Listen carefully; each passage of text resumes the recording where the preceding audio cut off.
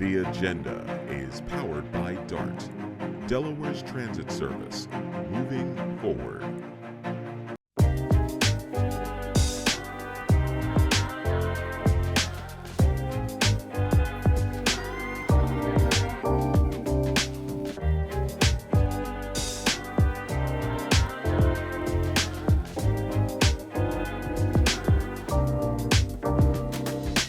Welcome to The Agenda. Today we have a special guest, Marcus Henry, who is making history as he prepares to become the first African-American county executive in Newcastle County.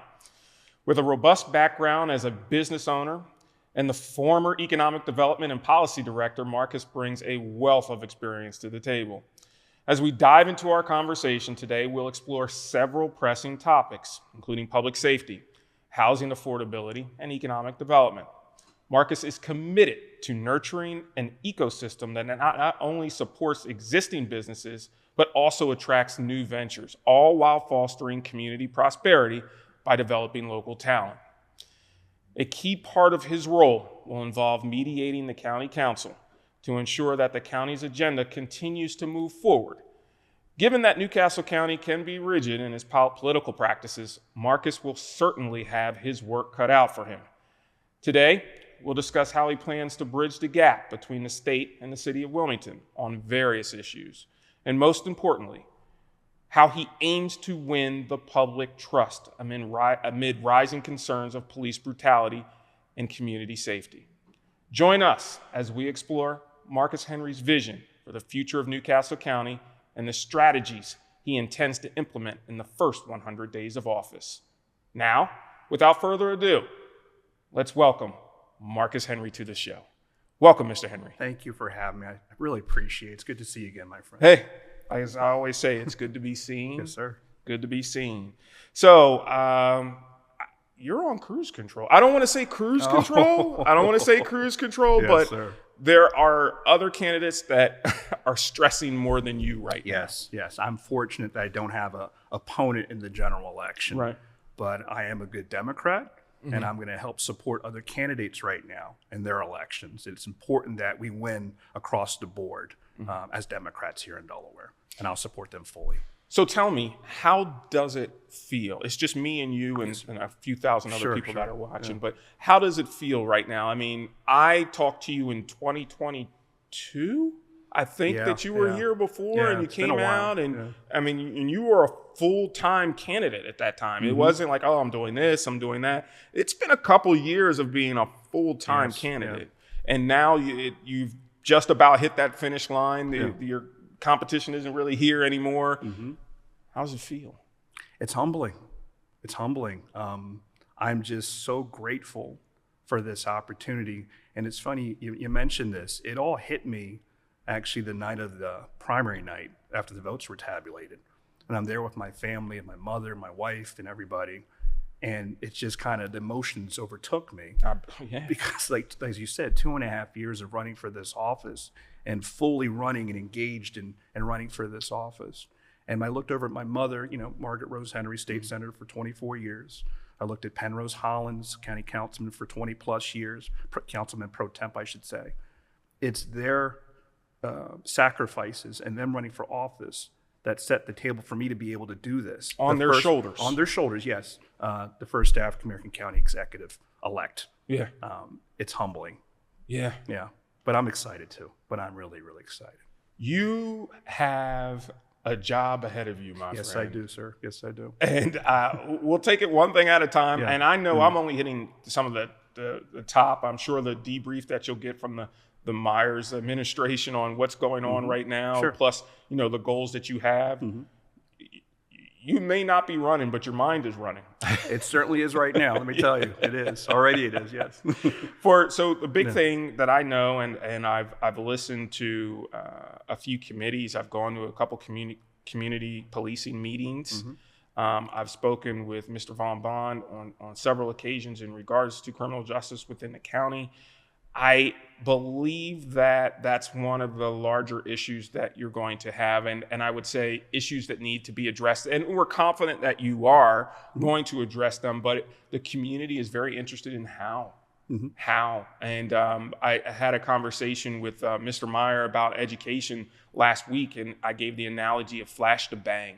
Like, how long is it going to be before we actually see change? You know what I mean? Is it within your first 100 days? I mean, that's a big thing to bite off in regards to policing here in the county. Interested to know your thoughts. Well, it is going to take time. Let's be realistic here. But I think it starts with, one, I'll have a transition that's going to happen prior to me taking office January 7th. In that transition, I'm going to have experts in the field of public safety and policing to engage and talk to them about externally what they see, the challenges we have here in Newcastle County policing. Look, we have a lot of great police officers, a lot of great people involved in public safety, but there's something just not working right now. And we all have to recognize that.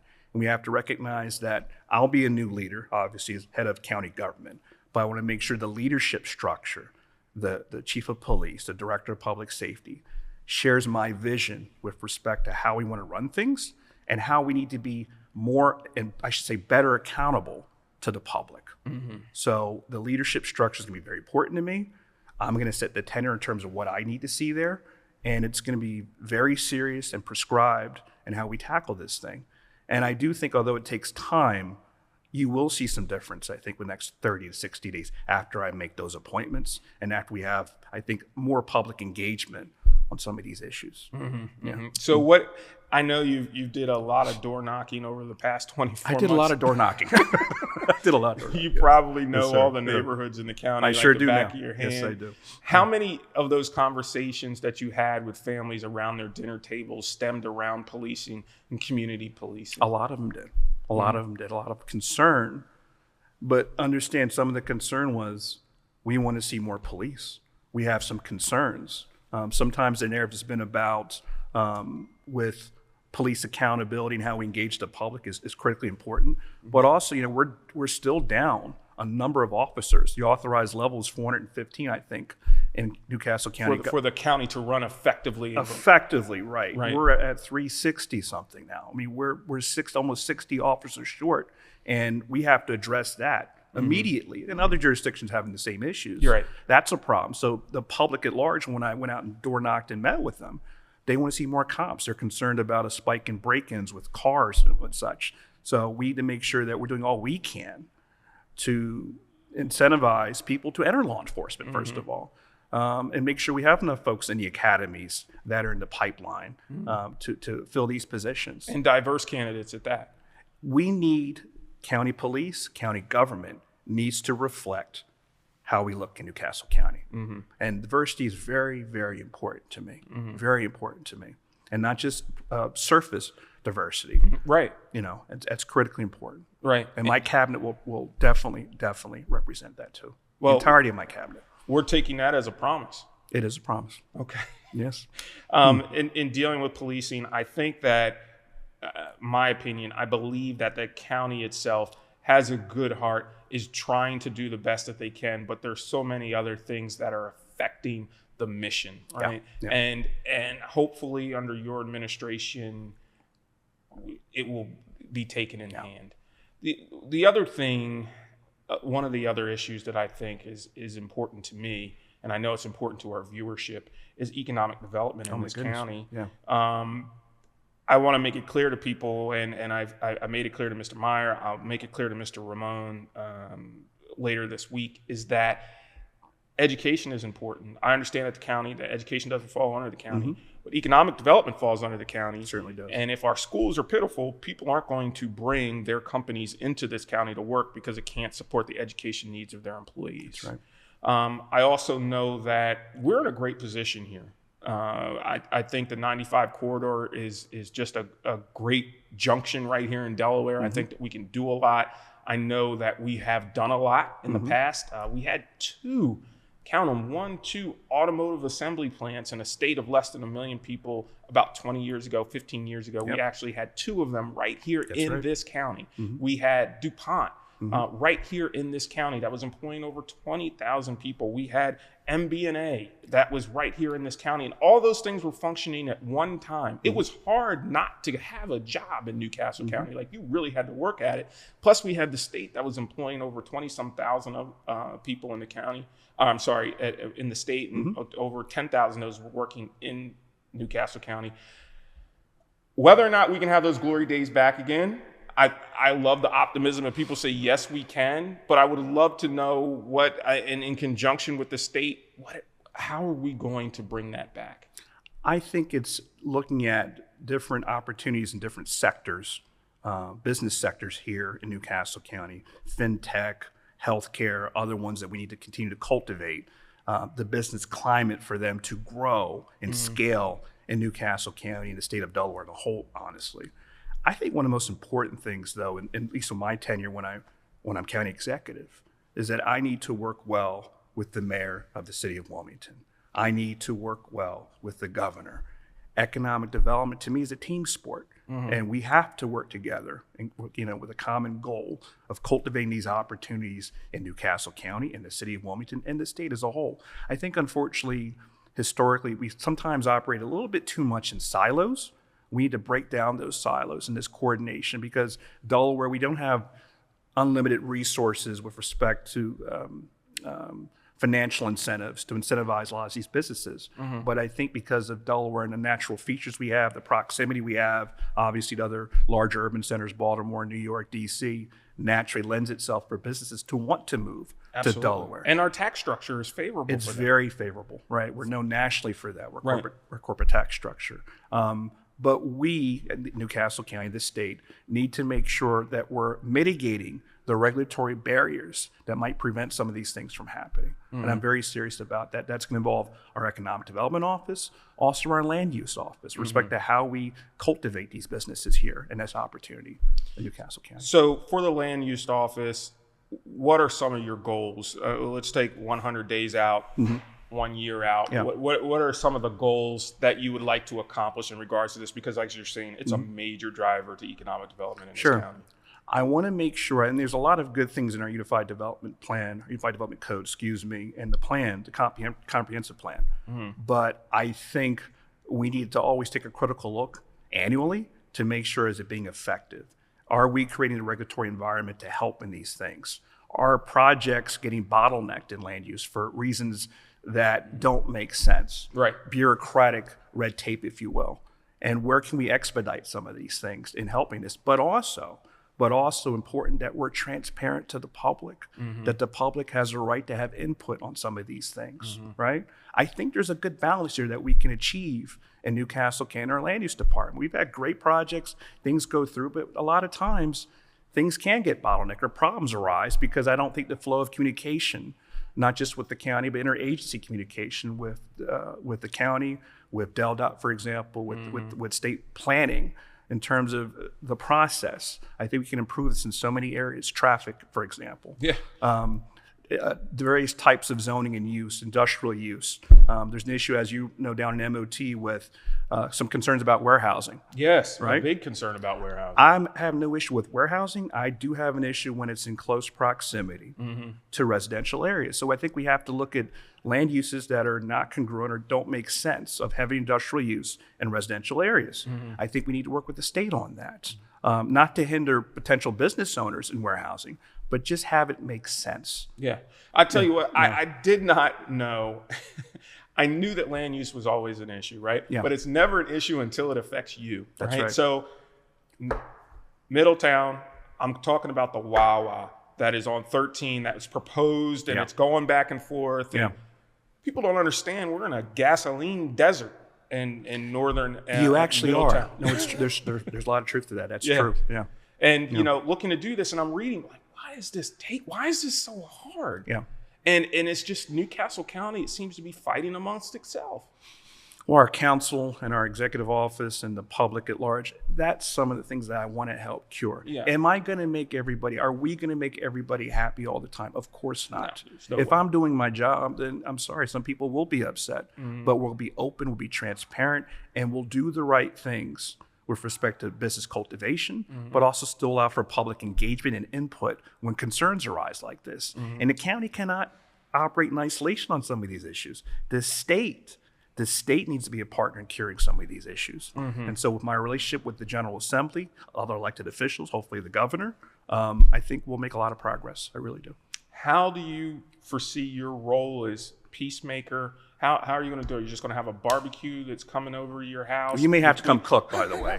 Not my wife says I can't. I got to get off the grill. I'd have to get off the grill. It's effective sometimes. It's effective. Right. Yeah. But you have a heavy lift, and I'm going to call it a heavy lift between you, the state, and the city, and making this one big happy family. But if it's not a happy family, at least a respectful family with one another. Yeah. How do you? I mean, and people. We talked about it at the top of the show. People are expecting you to bridge that gap. Is that something that you're ready for? It's something I'm very ready for and I'm prepared for. And it helps. We've talked about in previous shows. This is why it's good that I've had 20 years of experience, that I have my own relationships with these folks. Right. I've known John Carney for 20 plus years and I support him. And we'll work well together as a county executive and the mayor of the city of Wilmington. With governor, we'll see what happens. But if it is Matt that wins the governorship, I've worked with him for 5 years. I know him. And I also have my individual relationships with the General Assembly and all those elected officials. Relationships matter. They do. And I'm happy that I have these great relationships. And I'm going to use those to help cultivate better relationships broadly between our governments, between the county and the state and the municipal governments like the city of Wilmington. Also Newark and Middletown, for example. I mean, the state's big, but there's also other communities around there that fall under you that are looking for the county for leadership. And speaking of county leadership, you're having a brand new council president that's going to be there, Miss Monique Johns. And she has, a heavy lift of just keeping county council going. Yeah. And dealing with the things. And sometimes, county council just doesn't move. Yeah. And I'll do everything I can to help Monique, and I expect her to win. She's a good-hearted person. She's sincere. And I told her that I'll help her any way I can because we've got to fix the dynamic of council as it relates to the executive office. We won't get things done. Right. We got to work together. We all got to work together. We have to win, and it's important that everybody wins here. That's right. Your first 100 days, I gave you what Kerwin's expectations were. That and $2.50 will get you on the bus. It's more than that, but that's fine. But I'm very interested, and I know that our viewership is as well, as to what your expectations are for yourself, what you have promised others, and what you're willing to promise us tonight. Well, I haven't promised anybody anything. Okay. But I've given my word with respect to what I'll strive to do with respect to this office. Having said that, the most important thing for me is, during transition to vet and interview people from my cabinet, people that are going to head these departments, people in my executive office. And as we talked about public safety and policing, the same mentality in terms of we have to have a shared vision. And I set the agenda for that, agenda. Didn't mean to do that. But anyway. We'll take any plugs we can get. That's fine. And so it's good to look at the first 90 days or 100 days, but for me, it's a process. And let's get the leadership in place. Let's set the mission of what we're trying to do, because there's things, for example, our human resources. We have some issues there from a departmental level that we have to cure. If we cure human resources early on, both programmatically, staffing, what have you, we'll cure some of the issues with policing. We'll cure some of these issues that in other departments if we solve that. Public safety we've talked about. Land use Land use is going to be a longer process. Other departments, public works, community services, making sure my team's in place, understands the shared mission and goals, and executes that. And then one of the things I am planning to do, you can hold this to me, is we're going to have public listening sessions early in my administration. We're going to get out there and talk to the community again and engage them about this is where we are, this is what we plan to do. I don't ever want people to feel disconnected from this government. I want to be an accessible county executive. So hold me to that. Right. It's very important. And y'all are more than welcome to come here on the agenda, and we'll even do a listening session right here. We understand that it's hard sometimes for public access, right? People even though we have politicians now that I would honestly say are more accessible now, whether it's through social media, they realize that talking to people on the street is important. Yeah. And that wasn't always the case. I really feel that our delegations are very accessible, but at the same time, not everybody can communicate. You know what I mean? Right. And has that opportunity to do so. So if there's anything that we can do to bridge that gap, I mean, let's do it. I do believe that it is important for everyone to be heard. Absolutely. I'll take you up on that, by the way. Yeah. I will take you up. Yes, please. Have it here. We get so many questions and comments from people, just in the comments on social media, that I thought it would have been, scathing reviews and, oh, Kerwin, get off the air, brother. This isn't for you. But it is more like, hey, I have this problem. Yeah. I don't know how to fix this problem. Please point us in the right direction. Right. You know what I mean? And, by the way, that's what we're here in government for. Right. That's what we're here for. Right. We're here to help folks. And so I'll be county executive. We'll have these titles. Somebody if I pick up a call and they want to help with a permit, if it takes 5 minutes out of my day, I'm going to help them. Right. And that's what we're in government for, is the service to people and helping them. Can never lose sight of that. Yeah. So tell me, I'm curious to know, were you ever downtrodden or just, I don't know if I should do this, through the election process? Oh my God, yes. Yes. Did you look in the mirror and say, Marcus, what are you doing? Yeah. I mean, tell us about some of those days and how you turned it around. I mean, like anybody else, you have your good days and bad days, and it's 2.5 years, and it was very hard starting out. It was very hard because it's hard to scale, to meet people, to get out there. When I wasn't that well known, through this whole process, I got better known, and that's the nature of politics and running for elected office. You pick yourself up. I pray.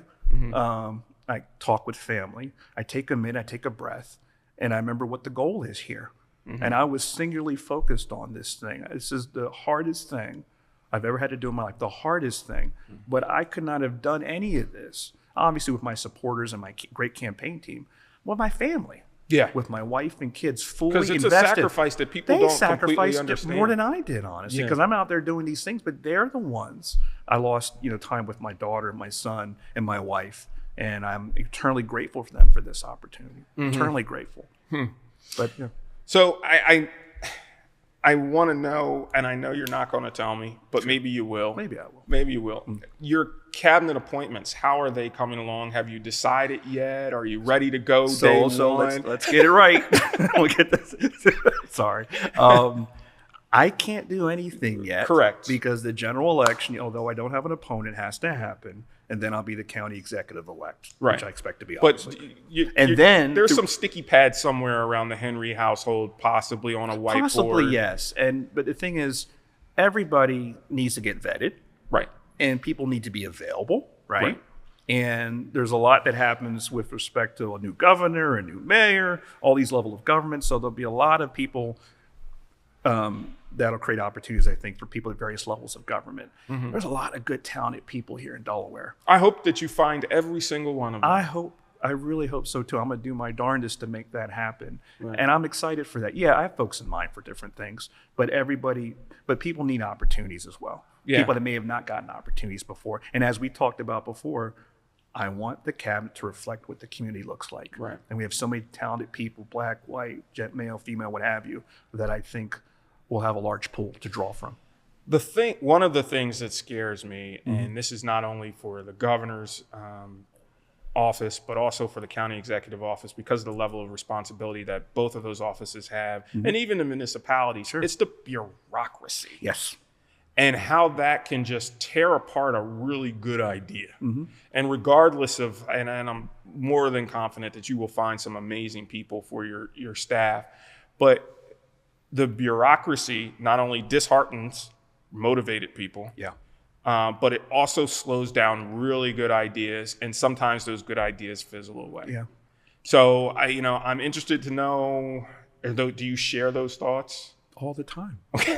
I'm still in government, but that's part of the thing that drives some of us crazy, because I think in that bureaucracy, in terms of the regulatory environment, that we can create efficiencies, right?